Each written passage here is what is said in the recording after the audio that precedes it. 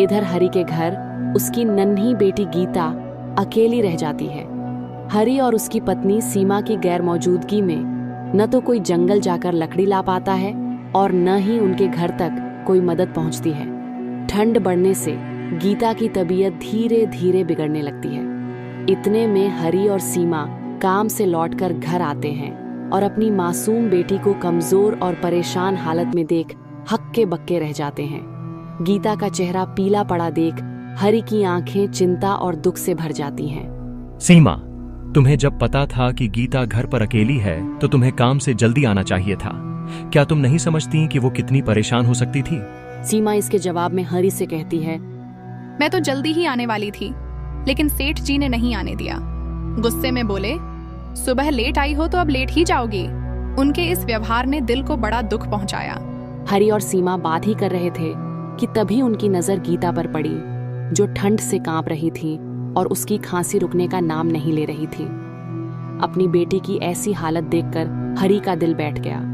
उसने चिंता और घबराहट भरी आवाज में सीमा से कहा, जल्दी से आग जलाओ। सीमा, गीता ठंड से कांप रही है। सीमा ने भी गीता की हालत देखी और उसके चेहरे पर चिंता की लकीरें गहरी हो गईं। उसने तुरंत वह लकड़ियां निकाली जो उसने बड़ी मुश्किल से बचाकर रखी थीं, लेकिन लकड़ियां बहुत थोड़ी थीं। दोनों की आंखों में बेटी के लिए एक बेचैन कर देने वाली फिक्र साफ झलक रही थी। इतने में हरि ने सीमा से कहा, सेठानी ने तुम्हारी कुछ मदद नहीं की। अजीब बात है, देखने में तो वह बड़ी दयालु मालूम होती है। आज सेठ जी ने इतना गुस्सा किया कि मैं डर और घबराहट के मारे मदद के लिए कुछ बोल ही नहीं पाई। ये बात सुनकर हरि मायूस होकर सीमा से कहता है, आज जमींदार ने भी मुझे बहुत देर तक रोके रखा, जिसकी वजह से मैं जंगल से लकड़ी भी नहीं ला पाया। कितना अन्याय है। ये धनवान लोग ऐसे क्यों होते हैं? हमें देखकर यूं अनदेखा क्यों कर देते हैं, जैसे हम इंसान ही नहीं।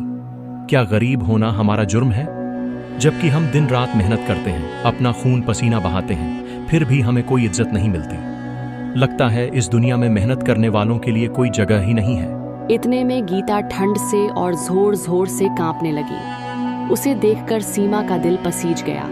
वह चिंतित होकर गीता के पास बैठ गई और हरि से लगभग गिड़गिड़ाते हुए बोली, घर में लकड़ियां सारी खत्म हो गई हैं। तुम जंगल से लकड़ी ले आओ।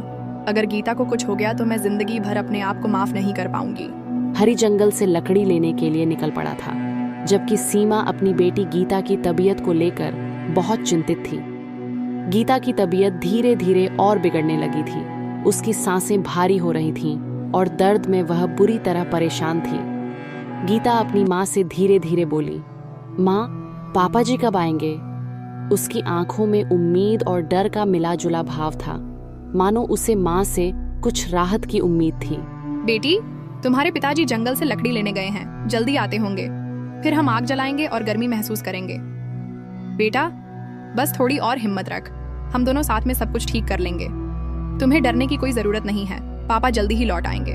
गीता की मासूम आंखों में दर्द साफ झलक रहा था और उसके चेहरे पर चिंता और थकान का असर था। इस बीच गीता और ठंड से कांपने लगी।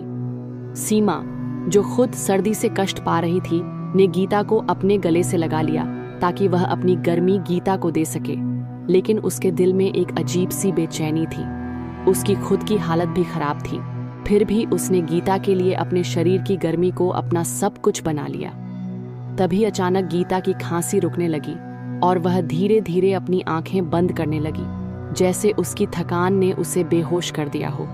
सीमा कांपती हुई आवाज में बोली, गीता, तुम ठीक हो ना? लेकिन गीता अब कोई जवाब नहीं दे रही थी, मानो जैसे उसकी सांसें थम सी गई हों और उसके चेहरे पर गहरी उदासी छा गई थी। इधर सीमा घबराई हुई और डरी डरी उसे आवाज पर आवाज दिए जा रही थी, जैसे कि उम्मीद के साथ गीता से कुछ सुनने की आशा कर रही हो, लेकिन कोई जवाब नहीं मिला। गीता को अपने गले से लगाया और चीख चीख कर रोने लगी। उसकी चीखें जैसे पूरे बादलपुर के सन्नाटे को चीर रही थीं और उसका दिल टूट कर बिखर रहा था। इतने में हरि जंगल से लकड़ी लेकर आ जाता है और देखता है कि सीमा बिलख बिलख कर रो रही थी। उसकी आंखों में घना दर्द था। रोते हुए सीमा ने हरि से कहा, मेरी बेटी जो मेरी वजह से हमसे दूर चली गई। इस बात को लेकर हरि अपनी पत्नी को समझाने लगा, उसकी आंखों में चिंता और प्यार की मिलीजुली भावना थी। वह बोला, हमारी बेटी ठंड की वजह से हमसे दूर चली गई और हमारा दिल टूट गया। हमें उसकी यादें इतनी ज्यादा महसूस हो रही हैं कि जैसे हमारे पास कोई न हो। हरी के घर में जैसे मानो सन्नाटा पसर गया हो, क्योंकि उनकी बेटी गीता, उनकी दुनिया उजड़ चुकी थी। उनकी रोने की आवाज ने मानो पूरे गांव को झंझोर कर रख दिया था। ये ठंड का कहर पूरे गांव को ऐसे ही दर्द दे रहा था जैसे यह उनका ही दुख हो। यह कहर गांव वालों के लिए मुसीबत बन चुका था। इधर गीता की मौत के बाद हरी के घर में सन्नाटा सा छा गया था। जो घर गीता की हंसी और आवाज से कभी गूंजता था, वह अब पूरी तरह से शांत पड़ा हुआ था। वह घर अब खंडहर जैसा लगने लगा था, मानो जीवन की कोई रौनक अब वहां नहीं बची। गीता की माँ सीमा अपने आप को उसकी मौत का दोषी मानती थी और उनकी बेटी की मौत जैसे उनके दिल में एक गहरा घाव बनकर रह गई। सीमा ने खाना बनाना छोड़ दिया, हरी ने काम पर जाना छोड़ दिया।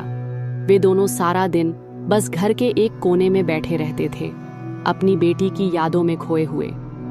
सीमा अक्सर अपनी बेटी के कपड़े हाथ में लेकर बैठी रहती थी। उनकी यादें उन्हें बेतहाशा रुलाती थीं। वे दोनों ऐसे ही कई दिन शोक में बिताते थे, जैसे समय ने भी उनके साथ रुककर गमों को जी लिया हो।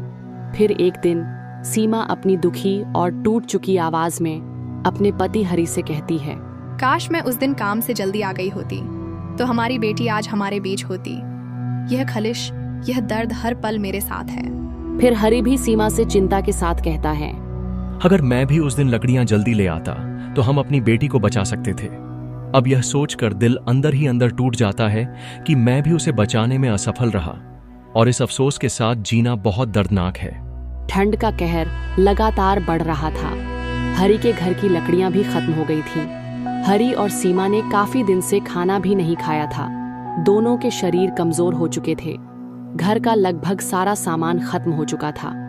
एक रात जब ठंड अपने चरम पर थी, हरी ने सीमा की ओर देखा। वह चुपचाप कोने में बैठी हुई थी, जैसे अपनी सारी ऊर्जा खो चुकी हो। हरी का दिल एक अजीब सी कसक से भर गया। वह सीमा से कहता है, सीमा, शायद हमारा समय आ गया है। अब हमें अपनी बेटी के पास जाना होगा। यहाँ अब हमारी कोई जरूरत नहीं रही और दिल में ये टीस है कि हमारी बेटी हमें पुकार रही होगी। सीमा हरी से परेशान होकर कहती है, हाँ, मुझे भी इस जीवन में कुछ नहीं चाहिए। इस ठंड ने सब कुछ तो ले लिया हमारा हमसे, हमारी उम्मीदें, हमारी मुस्कान, और अब बस एक खालीपन ही रह गया है। वे दोनों ऐसा कहकर घर के एक कोने में बैठ गए, जैसे किसी अनकहे दर्द को साझा कर रहे हों। अगली सुबह हुई तब गांव वालों ने पाया कि हरी और सीमा एक दूसरे का हाथ पकड़े हुए घर के कोने में ठंड की वजह से जमे हुए थे और दोनों ही ठंड के कहर से मृत हो चुके थे। उनके चेहरे पर एक अजीब सा सुकून था, जैसे वे अपनी बेटी गीता से मिल गए हों और इस संसार के सभी दुखों से मुक्त हो गए हों। गांव के लोगों ने मिलकर हरी के घर के बाहर आग जलाई, जैसे वे अपनी आत्मा की शांति के लिए दुआ कर रहे हों। इस सर्दी ने एक पूरे परिवार को सिर्फ शरीर से ही नहीं, बल्कि उनकी खुशियों और उम्मीदों से भी उजाड़ दिया था। यह केवल एक परिवार का नहीं, बल्कि पूरे गांव का दिल तोड़ने वाली त्रासदी बन गई थी। ये सर्दियां हर किसी के लिए एक जैसी नहीं होती। कुछ लोग अपने नर्म बिस्तर पर सोते हैं, जबकि कुछ खुले आसमान के नीचे सिर्फ जिंदा रहने की आश में सोते हैं। दिल में यह सोचकर दर्द होता है कि कुछ लोग इतनी मुश्किलों का सामना करते हैं, और अगर हम इस काबिल हैं कि किसी की मदद कर सकें, तो हमें अपनी पूरी ताकत से मदद करनी चाहिए। एक शिक्षित समाज की यह जिम्मेदारी बनती है कि वह समाज में रहने वाले हर इंसान के काम आए, चाहे मौसम कितना भी कठोर क्यों न हो। यह हमारी इंसानियत और संवेदनशीलता का बोध है कि हम एक दूसरे के दुख में भागीदार बने।